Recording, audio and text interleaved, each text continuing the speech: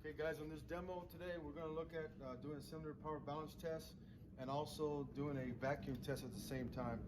I like to typically do both of them at the same time to see the vacuum reading where it's at when we start it up, and then when we do the cylinder power balance test as it goes to each cylinder, I need to see the vacuum reading drop.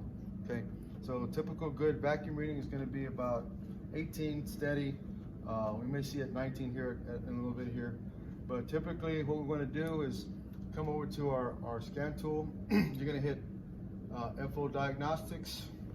Of course, this one's an 01 Saturn. So I'm going to pick 01, go down to Saturn. We're going to hit FO, which is powertrain. It's a 1.9 L24. Hit that. We're going to go to F2, special functions. And then we're going to go to fuel systems, F2. You'll press enter on that one. And then we've got cylinder power balance test, which is F1. That's what we're going to do there. So we'll hit that right there. Okay, hit enter. Now we're going to go ahead and start the engine up, and then we'll go ahead and come over here and initiate the start test for the cylinder power balance test. What we should see is every time each cylinder is canceled, an RPM drop should take place in each cylinder. It's going to do it in 5 milliseconds.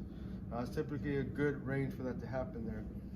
If we do have a cylinder that is not dropping in RPM, that's where we have an issue with. Okay, so go ahead and start the vehicle up.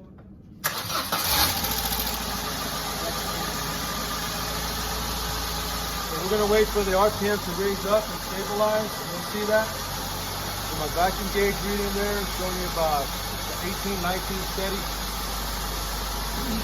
Okay.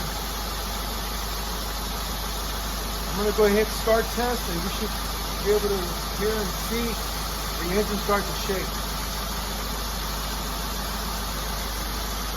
We'll be able to see the RPM, and there it goes.